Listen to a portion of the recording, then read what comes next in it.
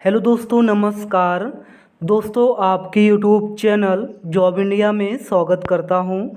प्यारे दोस्तों, अभी आपने हमारे यूट्यूब चैनल जॉब इंडिया को सब्सक्राइब नहीं किया है, जल्दी से चैनल को सब्सक्राइब कर दो। दोस्तों, आप सभी लोगों के लिए एक और परमानेंट भर्ती लेकर आ चुका हूं।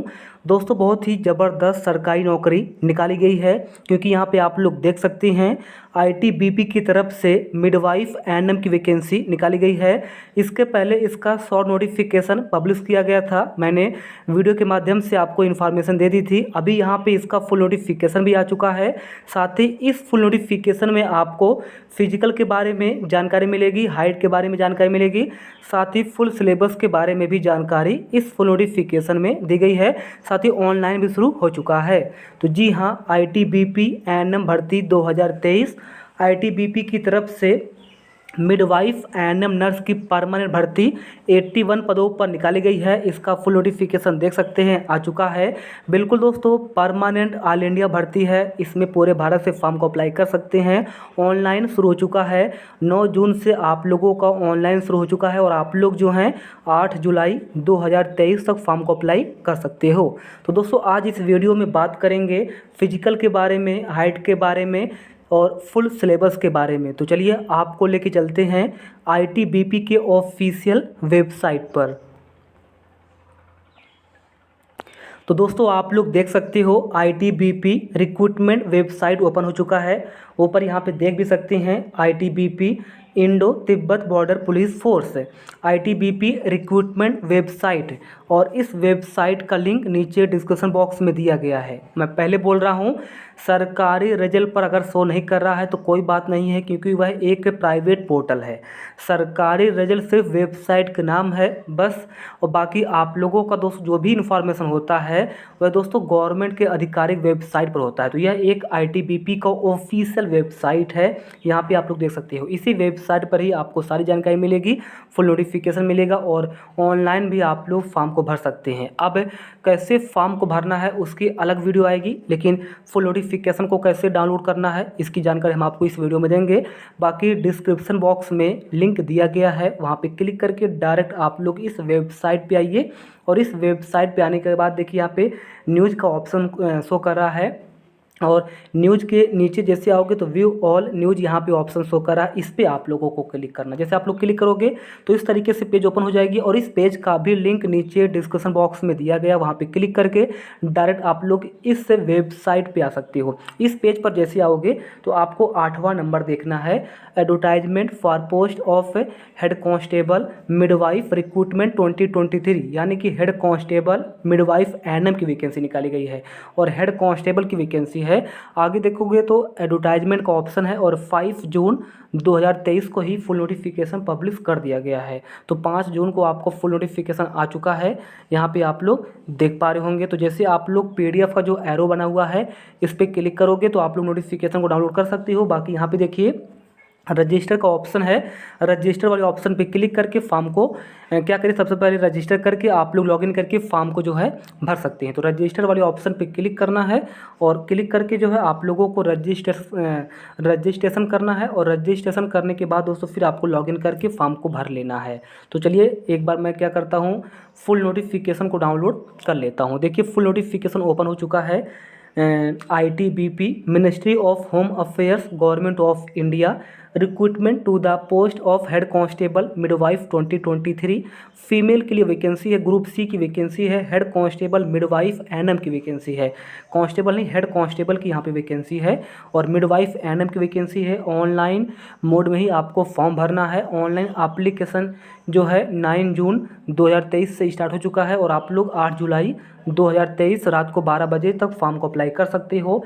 इसमें टोटल 81 वैकेंसी है, जिसमें यूआर कैटेगरी के लिए 34 वैकेंसी, ओबीसी के लिए 22 वैकेंसी है, एससी के लिए 12 वैकेंसी है, एसटी के लिए 6 वैकेंसी है, और ईडब्ल्यूएस के लिए 7 वैकेंसी यहाँ पे रखी गई है। Total 81 vacancy head constable midwife ANM की निकाली गई है।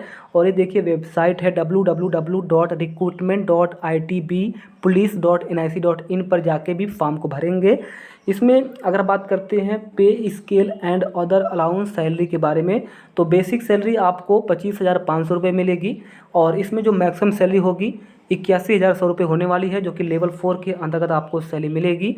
यहाँ पे आप लोग देख सकते हैं। इसके अलावा अदर आपको HRA दिया जाएगा, TA मिलेगा, DA मिलेगा, ये सब कुछ आपको अलग से मिलने वाला है। नीचे आओगे तो क्वालिफ़िकेशंस के बारे में जानकारी हो, बोला गया है कि 10वीं पास कर रखे हो और आपने एनएम कर रखा है, यानी 10 प्लस 10th प्लस एनएम कर रखे हो।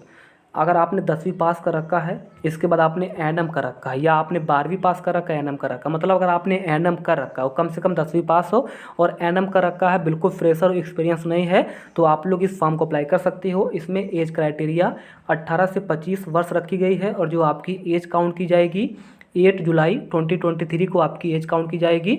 और इसमें भी OBC वालों को 3 वर्ष की छूट मिलेगी, एंड SC एंड ST वालों को 5 ईयर्स की एज क्राइटेरिया में छूट मिलने वाली है। नीचे आओगे तो देखिएगा, मैंने आपको बता दिया था कि OBC NCL वालों को 3 ईयर्स की छूट मिलेगी, और 8 जुलाई 2023 को आपकी एज काउंट की जाएगी।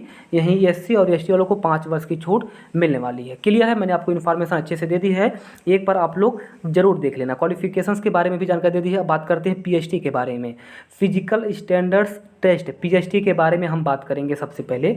तो PST में देखिए, स्टेट एंड UT के लिए जो है 157 सेंटीमीटर का हाइट चाहिए, और इसमें फीमेल जो महिलाएं हैं, जो गर्ल्स हैं, वही फॉर्म को अप्लाई करेंगे। ओनली फीमेल्स यहाँ पे फॉर्म को अप्लाई करेंगे। फीमेल्स ही हेड कांस्टेबल, मिडवाइफ, एनएम के लिए फॉर्म को अप्लाई करेंगे। जो मेल है, जो पुरुष हैं, वे फॉर्म अप्लाई नहीं करेंगे।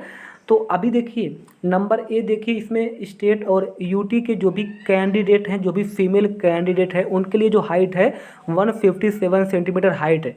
चेस्ट यहाँ पे नहीं चाहिए। क्लियर है, महिलाओं के लिए चेस्ट नहीं मांगा जाता है। अब नंबर बी देखिए, नंबर बी में जो है, अगर आप कश्मीर रीजन से हो, या Jammu and Kashmir and UT Ladakh से, हिमाचल प्रदेश, असम स्टेट से हो, तो आप लोगों के लिए जो हाइट चाहिए 155 सेंटीमीटर होना चाहिए। इसके अलावा अगर आप लोग अरुणाचल प्रदेश, मणिपुर, मेघालय, मिजोरम, नागालैंड, सिक्किम एंड त्रिपुरा स्टेट से हो, तो आपके लिए 152.5 सेंटीमीटर हाइट चाहिए। और इसके बाद दोस्तों और भी ऐसे नॉर्थ ईस्टर्न स्टेट हैं जिसके लिए हाइट यहाँ पे 150 सेंटीमीटर हाइट चाहिए, है ना। बाकी यहाँ पे जो भी नॉर्थ ईस्टर्न स्टेट के जो भी ST कैंडिडेट हैं, है ना, उनके लिए 147.5 सेंटीमीटर हाइट चाहिए। ये आप लोग देख लेना। अब ऑप्शन ए में जो बिहार है, राजस्थान, दिल्ली, हिमाचल प्रदेश एंड उत्तर प्रदेश, मध्य प्रदेश, ये जो स्टेट हैं, उनके लिए जो हाइट चाहिए 157 सेंटीमीटर हाइट होनी चाहिए। अगर आप लोग UP के हो, बिहार के हो, राजस्थान के हो, मध्य प्रदेश, पंजाब के हो, दिल्ली के हो और यहाँ उत्तराखंड के हो, तो आप लोगों के लिए हाइट जो चाहिए 157 सेंटीमीटर हाइट चाहिए। बाकी मैंने आपको बता दिया, अगर आपका अरुणाचल प्रदेश है स्टेट, मणिपुर है, मेघालय, तो आपके लिए कितनी हाइट चाहिए, ये हाइट यहाँ पे दिया गया है। अच्छे से आप लोग PST देख लो, हाइट आप लोग मेजरमेंट कर लेना। अगर आपकी हाइट सही है तभी आप लोग फॉर्म भरना, नहीं तो आप लोगों का कोई फ़ायदा नहीं होगा, बाद में आपका सिलेक्शन नहीं होगा। और आई साइट यहाँ पे देख लो, ये आपका मिनिमम मेडिकल स्टैंडर्ड है, MEMS है, और ये दोस्तों कोई प्रॉब्लम नहीं होगा। वैसे अगर आपका 6/6 है, 6/9 है, तो आप लोगों का बहुत ही ज़बरदस्त है, कोई प्रॉब्लम नहीं होगा। आई साइट में आपको कोई प्रॉब्लम नहीं होगा। टैटू नहीं होना चाहिए, मैं पहले बता रहा हूँ कि टैटू यहाँ पे नहीं होना चाहिए। नीचे आओगे, एप्लीकेशन फ़ीस के बारे में यहाँ पे जानकारी है। एप्लीकेशन फ़ीस बिल्कुल फ्री है, क्योंकि जो फीमेल है, फीमेल के लिए वैकेंसी है, तो ऑल कैटेगरी फीमेल के लिए ऑनलाइन बिल्कुल फ्री है। पैसे आपसे 1% भी नहीं लिए जाएंगे, बिल्कुल ऑनलाइन फ्री है, 0 रुपीज़ है। बाकी 9 जून से ऑनलाइन शुरू हो चुकी है, 8 जुलाई रात को 12 बजे तक फॉर्म अप्लाई करोगे। अब बात करते हैं सिलेक्शन प्रोसेस के बारे में। तो सिलेक्शन प्रोसेस में सबसे पहले आपका फेज़ 1 होगा। सिलेक्शन प्रोसेस में आपका फेज़ 1 होगा, इसके बाद फेज़ 2 होगा, फिर फेज़ 3 होगा। फेज़ 1 में आपका पहले PET होगा, यानी फिजिकल एफिशिएंसी टेस्ट होगा। तो फेज़ 1 में आपका PET होगा, और PET में जो है आपको 800 मीटर की रनिंग होगी, 800 मीटर की दौड़ होगी। इसमें 4 मिनट 45 सेकंड में आपको 800 मीटर की रनिंग कंप्लीट करनी होगी। इसके अलावा लॉन्ग जंप होगा, लॉन्ग जंप जो है 9 फीट का होगा और 9 फीट का लॉन्ग जंप में आपको 3 चांस मिलेंगे। और हाई जंप में आपको, क्लियर है, हाई जंप में आपको 3 फीट का हाई जंप होगा और इसमें आपको 3 चांसेज मिलेंगे। तो लॉन्ग जंप, हाई जंप में आपको जो जंपिंग वाला है इसमें आपको 3 चांस मिलेंगे और लॉन्ग जंप जो है 9 फीट का होगा और हाई जंप जो है आपका 3 फीट का होगा। दोनों के लिए जो है 3 चांस मिलेंगे। बाकी 800 मीटर की जो दौड़ होगी उसमें आपको एक ही चांस मिलेगा। 4 मिनट 45 सेकंड में आपको कंप्लीट करना होगा। आपका पीटी दोस्तों क्वालिफाई हो जाएगा। जब आप लोगों का पीटी क्वालिफाई हो जाएगा इसके बाद फिर आपका पीएचटी होगा, फिजिकल स्टैंडर्ड टेस्ट, और पीएचटी में आपका हाइट चेक किया जाएगा, हाइट एंड आपका वेट यहाँ पे चेक होगा। इसके बाद दोस्तों आपका फेज़ 1 जो है क्लियर हो जाएगा। जब आप लोगों का फेज़ 1 क्लियर हो जाएगा फिर आपका फेज़ 2 होगा और फेज़ 2 में जो है आपका रिटन एग्ज़ाम होगा जो कि 2 घंटे का होने वाला है। जो पीएचटी क्वालिफाई होंगे यानी जो फेज़ 1 क्वालिफाई होंगे, जो फेज़ 1 क्वालिफाई होंगे उनका फेज़ 2 होगा और फेज़ 2 में आपका जैसे फेज़ 2 होगा उसमें आपका रिटन एग्ज़ाम होगा, 2 घंटे का एग्ज़ाम होगा, 100 मार्क्स का होगा। और नीचे आओगे तो यहाँ पे बताया गया है कि ओएमआर बेस पे ही या फिर कंप्यूटर बेस्ड टेस्ट, यानी कि हो सकता है ओएमआर बेस पे हो सकता है, नहीं तो फिर सीबीटी मोड यानी कंप्यूटर बेस्ड भी आपका एग्ज़ाम हो सकता है। इसमें से 100 क्वेश्चन होंगे, 100 नंबर का होगा और जो आपके क्वेश्चंस है इंग्लिश और हिंदी दोनों लैंग्वेज में ही पूछे जाएंगे, जिसमें से जनरल इंटेलिजेंस रीजनिंग से 10 क्वेश्चन होगा, 10 नंबर का होगा। जनरल अवेयरनेस से 10 क्वेश्चन 10 नंबर का होगा। न्यूमेरिकल एप्टीट्यूड से 10 क्वेश्चन 10 नंबर का होगा। और इंग्लिश या हिंदी कॉम्प्रिहेंशन से, अगर आप लोग इंग्लिश लैंग्वेज चूज करोगे तो इंग्लिश से 10 क्वेश्चन पूछे जाएंगे, 10 नंबर का होगा। अगर आप लोग हिंदी लैंग्वेज चूज करोगे तो हिंदी कॉम्प्रिहेंशन से 10 क्वेश्चन 10 नंबर पूछे जाएंगे। और आपके जो नर्सिंग ट्रेड है उससे 60 क्वेश्चन 60 नंबर का पूछा जाएगा। इस तरीके से 40 क्वेश्चन आपके नॉन टेक्निकल से पूछे जाएंगे और 60 क्वेश्चन आपके एएनएम नर्सिंग से पूछे जाएंगे। तो टोटल 100 क्वेश्चन होगा, 100 नंबर का होगा और 120 मिनट का समय होगा। तो 120 मिनट में आपको 100 क्वेश्चन करने होंगे, 100 नंबर का होगा। क्लियर है, मैंने आपको अच्छी से जानकारी दे दी है। इसमें जो आपके नर्सिंग है यानी जो आपका ट्रेड है जिससे 60 क्वेश्चन पूछे जाएंगे, उसमें से आपके दोस्तों कम्युनिटी हेल्थ नर्सिंग से क्वेश्चन होंगे, कम्युनिटी हेल्थ नर्सिंग से क्वेश्चन होंगे, प्राइमरी हेल्थ केयर नर्सिंग से क्वेश्चन होंगे, चाइल्ड हेल्थ नर्सिंग से क्वेश्चन होंगे, मिडवाइफरी से क्वेश्चन होंगे and community health and health centre management से क्वेश्चन होंगे। बहुत ही इंपॉर्टेंट मैं बता रहा हूँ आपको कि ये आपके जो 60 क्वेश्चन ट्रेड से पूछे जाएंगे, प्रोफेशनल या ट्रेड से क्वेश्चन पूछे जाएंगे। 1 2 3 4 5 ये आपके 5 सब्जेक्ट हैं और इसी से दोस्तों आपके जो हैं 60 क्वेश्चन पूछे जाएंगे। बाकी मैंने आपको बता दिया है नॉन टेक्निकल से 40 क्वेश्चन पूछे जाएंगे, तो ये आप लोग देख लेना। इसके बाद देखिए द क्वेश्चन पेपर आपका बाईलैंग्वेज होगा, यानी कि हिंदी और इंग्लिश दोनों लैंग्वेज में आपसे क्वेश्चन पूछे जाएंगे। अगर आप लोग हिंदी मीडियम के हो तो आप लोग हिंदी में एग्जाम दे सकते हो, इंग्लिश लैंग्वेज में अगर आप लोग एग्जाम देने वाले हो तो इंग्लिश लैंग्वेज में भी दे सकते हो। हिंदी और इंग्लिश दोनों में आपके क्वेश्चन से पेपर्स बनाए जाएंगे और क्वेश्चन पेपर्स के बाद देखिए एग्जाम होने के बाद ही आपका आंसर की जो है जारी किया जाएगा। बाकी मिनिमम क्वालिफाई मार्क्स के बारे में जानकारी है। जो आपका रिटर्न एग्जाम होगा इसमें यूआर कैटेगरी अगर आपकी है और आपकी कैटेगरी ईडब्ल्यूएस है तो कम से कम आपको 100 में 35 नंबर लाना होगा, तभी आपको क्वालिफाई किया जाएगा, तभी आप लोगों का रिजल्ट जो है डिक्लेयर किया जाएगा। अगर आपके 35 से कम मार्क्स रहेंगे और आपकी कैटेगरी यूआर कैटेगरी है, ईडब्ल्यूएस है, तो आपको दोस्तों शॉर्टलिस्ट नहीं किया जाएगा, आपको बाहर ही कर दिया जाएगा, आपका रिजल्ट भी डिक्लेयर नहीं किया जाएगा। इसके अलावा अगर आपकी कैटेगरी एससी है, एसटी है और ओबीसी एनसीएल है तो आपको कम से कम 100 में 33 नंबर लाना होगा। अगर 33 से कम आएंगे तो आपको दोस्तों रिजल्ट तैयार नहीं किया जाएगा, ना ही आपका रिजल्ट डिक्लेयर किया जाएगा और ना ही आपको शॉर्टलिस्ट किया जाएगा अगले फेज़ के लिए, यानी फेज़ 3 के लिए। तो फेज़ 1 में मैंने आपको बता दिया है पीएटी और पीएचडी होगा। इसमें से आपको फेज़ 2 में दोस्तों रिटन एग्जाम होगा, फिर आपका फेज़ 3 होगा यानी फेज़ 3 होगा।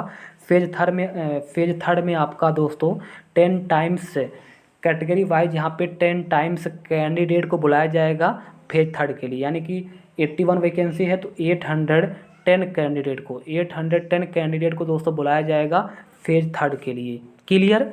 इसमें फेज़ 3 में आपका डॉक्यूमेंट वेरिफिकेशन होगा, ओरिजिनल डॉक्यूमेंट वेरिफिकेशन होगा। इसके बाद बी में देखोगे तो बी में आप लोगों का जो है प्रैक्टिकल एग्ज़ाम होगा और प्रैक्टिकल एग्जाम में वाइवा होगा। वाइवा जो है आपका 40 मार्क्स का होगा। इंस्ट्रूमेंट्स आइडेंटिफिकेशंस में आपको 30 मार्क्स मिलेंगे और प्रोसीडर्स में आपको 30 मार्क्स मिलेंगे। तो ये भी आपका 100 नंबर का दोस्तों प्रैक्टिकल होगा। इसके बाद दोस्तों जो आप लोगों का प्रैक्टिकल होगा यह क्वालिफाई नेचर का होगा, यानी इसका मेरिट नहीं बनाया जाएगा, बस आपको क्वालिफाई ही करना है। जो आपका प्रैक्टिकल होगा उसको बस क्वालिफाई करना है। और इसको क्वालिफाई करने के बाद दोस्तों जो आप लोगों का रिटन एग्ज़ाम होगा, रिटन एग्ज़ाम से पहले आपका फिर दोस्तों डीएमई होगा, डिटेल मेडिकल एग्जामिनेशन। डीएमई होगा यानी मेडिकल होगा। मेडिकल के बाद दोस्तों आपका जो रिटन एग्ज़ाम होगा, उसी रिटन एग्ज़ाम के मेरिट के बेस पर, यानी मोस्ट इंपॉर्टेंट जो आपका रिटन एग्ज़ाम होगा, जो 100 नंबर का एग्ज़ाम होगा, इसमें 100 क्वेश्चन आएंगे और 120 मिनट का समय होगा, उसी का दोस्तों मेरिट बनाया जाएगा और उसी मेरिट के बेस पर ही आप लोगों को यह नौकरी मिलने वाली है। बाकी कहीं भी नेगेटिव मार्किंग के बारे में जानकारी नहीं है, शायद नेगेटिव मार्किंग नहीं है, क्योंकि मुझे नेगेटिव मार्किंग के बारे में वैसे अभी कोई भी इन्फॉर्मेशन इस नोटिफिकेशन में नहीं दी गई है। वैसे मैं एक बार चेकआउट कर लेता हूँ कि नेगेटिव मार्किंग के बारे में जो है कोई जानकारी है या नहीं है। तो यहाँ पे दोस्तों आप लोग देखोगे तो मैं सर्च कर लेता हूँ। बताया जा रहा है कि in case female candidate is found negative for sorry, देखिए नेगेटिव मार्किंग के बारे में ऐसे जानकारी यहाँ पे फ़िलहाल अभी नहीं है ना। नेगेटिव मार्किंग के बारे में ऐसे कोई भी जानकारी यहाँ पे इस नोटिफिकेशन के बारे में दी नहीं गई है। प्रेगनेंसी के बारे में जानकारी है तो वो अलग इशू है, मैं बता दूंगा आगे जब आप लोगों का पीएचडी होगा, जब आपका पीएटी होगा, उस समय जो फीमेल प्रेग्नेंट होंगी उन्हें उनका बाद में पीएटी पीएचडी होगा, उनको भी मौका मिलेगा, ऐसी बात नहीं है। तो कोई टेंशन नहीं है, क्योंकि इसमें फीमेल कैंडिडेट फॉर्म को अप्लाई करेंगे तो फॉर्म को आप लोग ज़रूर दोस्तों अप्लाई करिएगा। बाकी ये मैंने आपको नंबर 1 कितनी वैकेंसियाँ हैं इसकी जानकारी दे दी है, लास्ट डेट क्या है, इसके बाद दोस्तों क्वालिफिकेशंस के बारे में जानकारी दे दी है, एज क्राइटेरिया के बारे में जानकारी दे दी है, फेज़ 1 फेज़ 2 फेज़ 3 के बारे में जानकारी दे दी है। और वैसे साथ नेगेटिव मार्किंग नहीं है, मैंने आपको बता दिया है। चलिए मैं एक बार फेज़ 2 एक बार फिर से देख लेता हूँ। फेज़ 2 में यहाँ पे देखिए फेज़ 2 है और फेज़ 2 में नेगेटिव मार्किंग के बारे में शायद यहाँ पे ही जानकारी नहीं दी गई है। तो ये आप लोग देख लो, ऐसे नेगेटिव मार्किंग के बारे में जानकारी यहाँ पे नहीं दी गई है। सब कुछ काफ़ी अच्छे तरीके से इन्होंने यहाँ पे इन्फॉर्मेशन मेंशन की है। तो ये आपका नेगेटिव मार्किंग नहीं है, ये आप लोगों के लिए बड़ी खुशखबरी है। बाकी मैंने आपको इन्फॉर्मेशन दे दी है, बाई मिस्टेक कोई गलती हो गई है मैं आपसे माफ़ी चाहता हूँ। कुछ यहाँ पे जानकारियाँ अगर मिस हो गई है तो नीचे आप लोग कमेंट कर दो। बाकी मैंने आपको A to Z सारी इन्फॉर्मेशन दे दी एक एक करके। धन्यवाद।